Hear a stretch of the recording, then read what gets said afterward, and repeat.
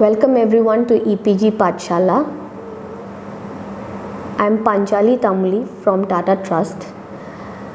Hereby welcome you to Advocacy in Mental Health module in the course of Mental Health. Today, this 30 minutes of engagement will take us through the journey of mental health advocacy. We shall begin with what is advocacy, what do we mean by advocacy, and the process of advocacy. Before going in depth to mental health advocacy, we will touch upon certain facts about mental health in India and what are the factors leading to poor mental health. Then we'll move on to mental health advocacy, scope and role of mental health advocates.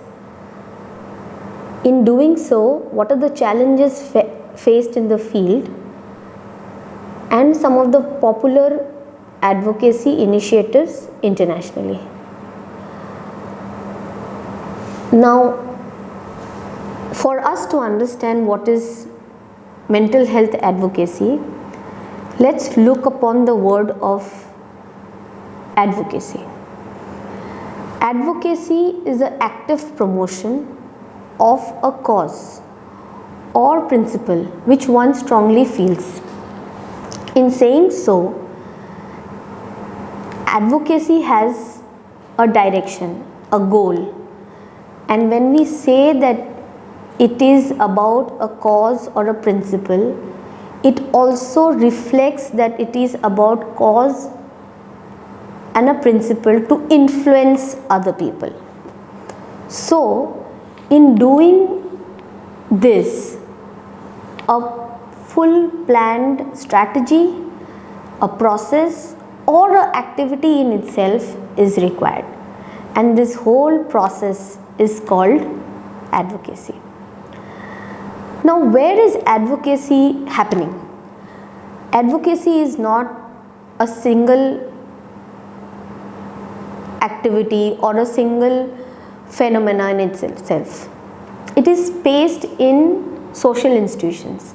It is spaced in social systems. It might be a community initiative, might be an engagement with government, it might be a business or a commercial engagement, or it might be within schools, educational institutes, universities, to influence a particular policy, cause or principle. What is advocacy trying to do? Advocacy is from raising a concern to lobbying, influencing people, engaging people in different activities to bring about change, and it may lead into activism. However, we have to keep in mind that not always advocacy can turn into a confrontation or conflict. It is a systematic way of approaching to influence others for a particular concern. Now, before we see advocacy in mental health, let's see some of the facts and figures about mental health in India and why there are concerns related to mental health. The epidemiological studies in India have shown that the prevalence rate ranges from 9.5 to 370 per thousand population. The range is huge. Not limiting to the prevalence rates, among Indian population, the mental disorders prevalence is 5.8.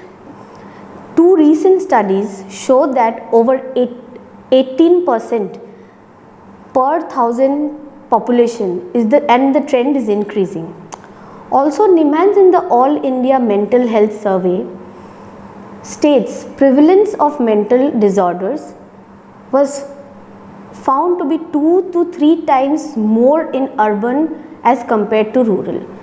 So it's not just the prevalence and incidence rates which is raising and creating a trend to be concerned about mental health, but also this division between rural and urban, and cases being brought forward to be registered and brought into our notice. The most widespread mental health problem is anxiety and depression. This seems to be very generic, but this is more clinical and depression. However, we cannot leave out the serious mental illness, which is schizophrenia and mental retardation in the picture. Why poor mental health? Why do we have mental health or mental health disorders problems? It ranges between social, economical, political and various environmental factors.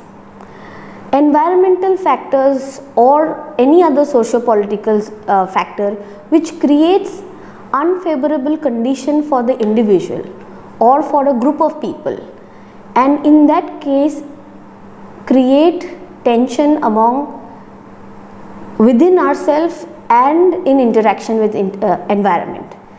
So there are instances where socio-economic, political as well as environment factors have led to mental disorder. Other factors are like social inequality, gender, politics, age group.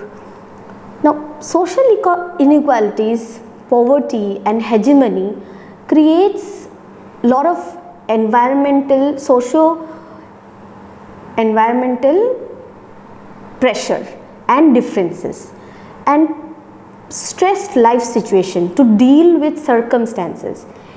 People, due to certain external factors, lead up to failure of succumbing to certain situations which may lead to mental disorders.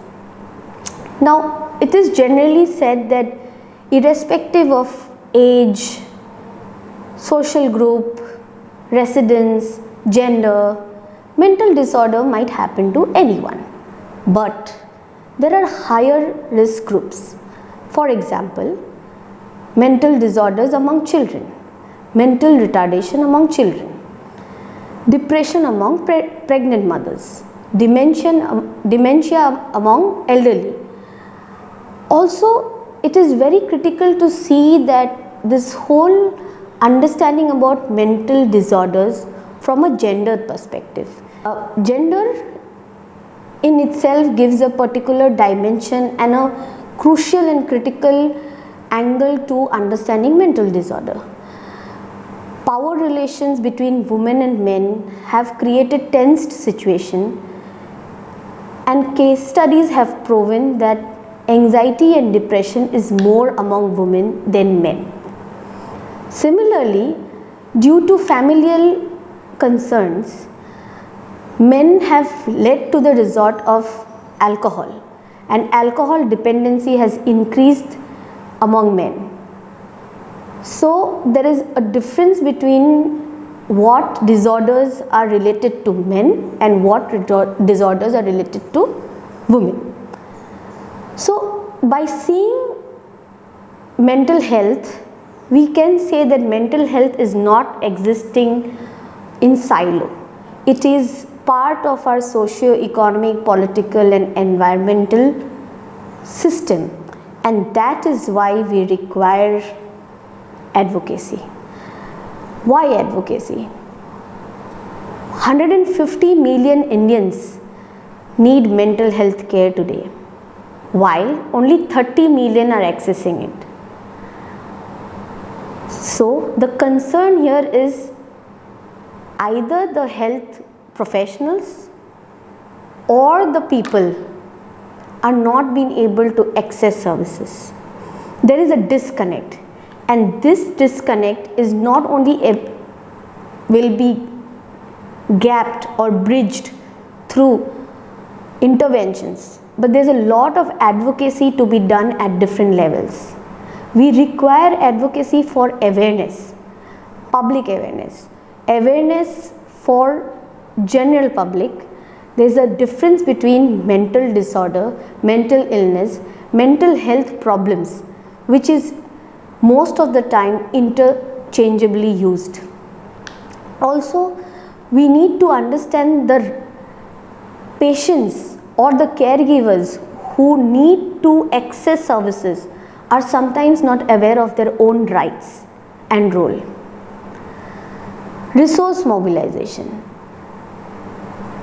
Mental health delivery system hardly forms picture of the general public health system, and it is evident that they have received insignificant proportions of budget in the health sector. Therefore, National Mental Health Program has been not upscaled. Integration of community services with mental being. We cannot see the people with mental illness as individual being. Everyone is a social being. So when we talk about services for mentally ill people or people with mental illness, we require services which range from basic drinking water to sanitation, to transportation, to employment, to accessibility, and in this whole process there should be a special focus on persons with mental illness. As there is a need in the community, the individual, the patient and the delivery system, there is a systematic need. What I mean by systematic need is that a change, a uprising required to bring about change in access and delivery system, access and availability of delivery system, a position for mental health within the public health service system. The very higher order level of advocacy is the legislative advocacy.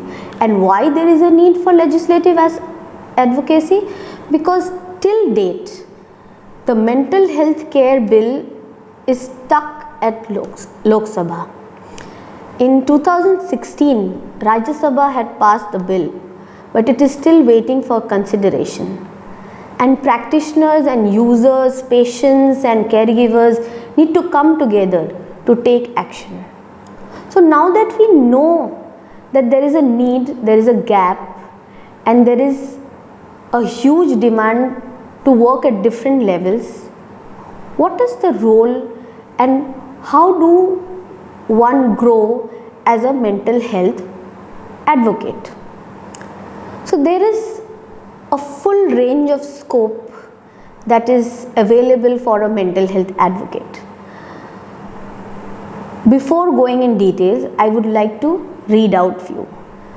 Consumer advocacy, bureaucratic advocacy, budget advocacy, workplace advocacy, media campaigning, and legal and medical ethics. Consumer advocacy. Every patient has a right to access and right to access services in minimal cost.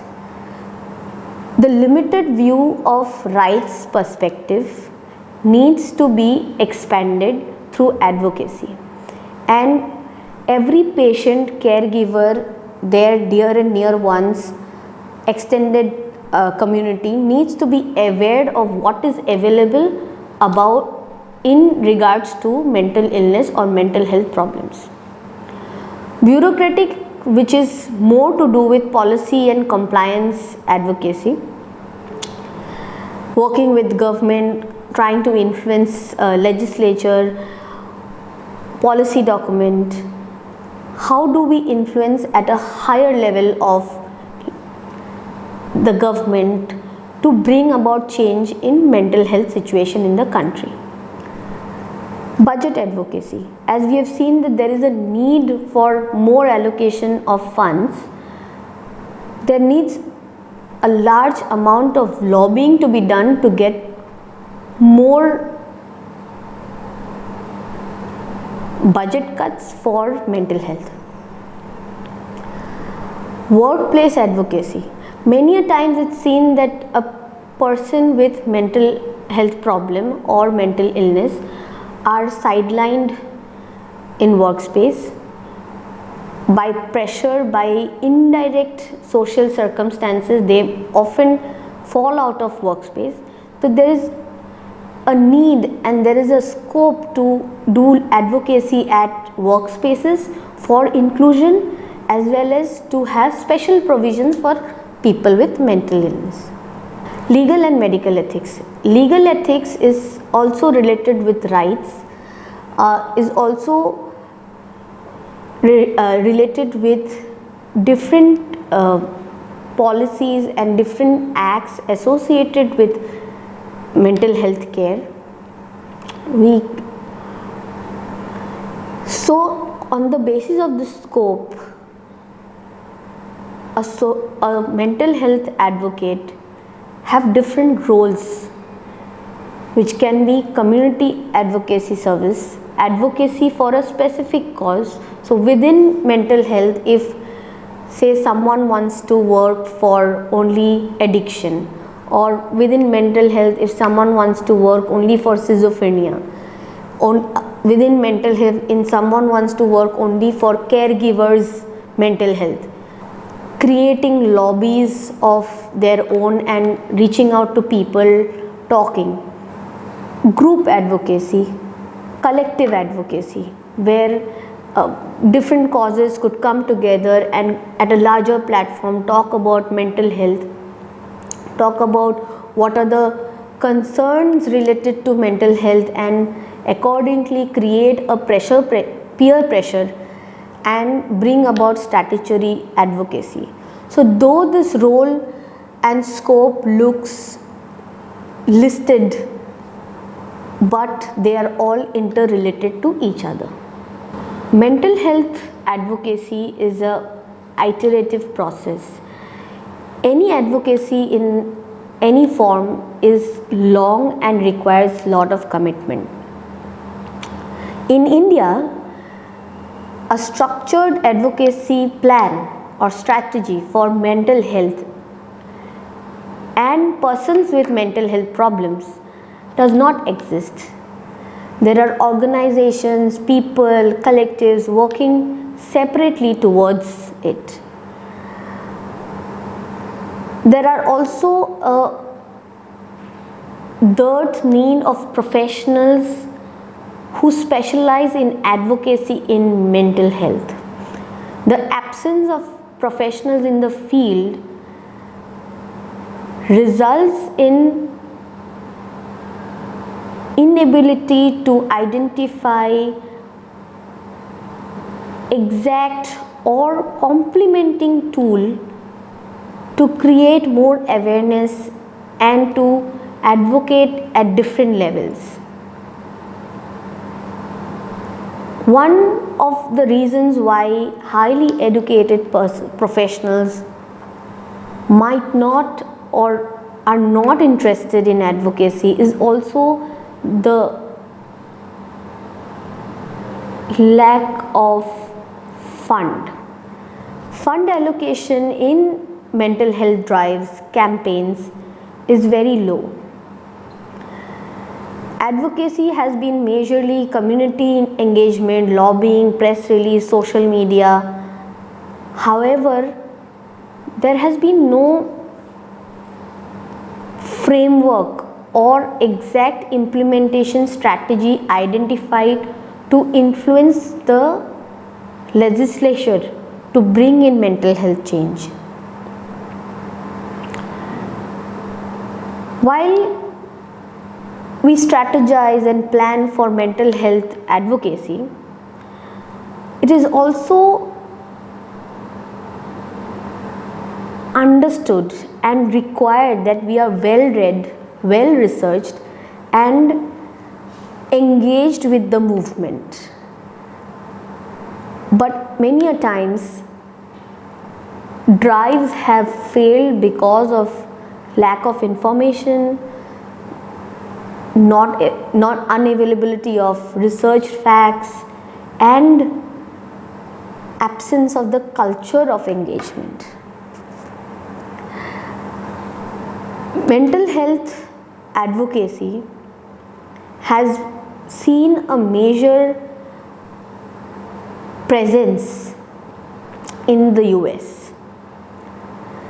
So today, while we discuss the concept of advocacy, the challenges, the tools, the role and the scope available for mental health advocates, we also try and see four major mental health advocacy initiative in US. Okay. So one such is the Mental Health Advocates Conference, which happened in 2015. The other is Mental Health Advocacy and Promotion, which is again looking into larger concerns of mental health among youth and school-going children. Mental Health and Addiction Advocacy Coalition is a perfect example for advocacy for a specific cause, and independent mental health advocacy. I would suggest you all to go and find out more about these advocacy drives and how mental health care bill has moved in the past and now with the Lok Sabha. Mental health advocacy is not something which is independent of implementation, hospitals and public health system. It is something that mental health professionals need to imbibe within themselves to engage with individuals, groups, communities, social institutions as well as at legislature level. And after this 30 minutes of engagement, I hope we are better advocates today.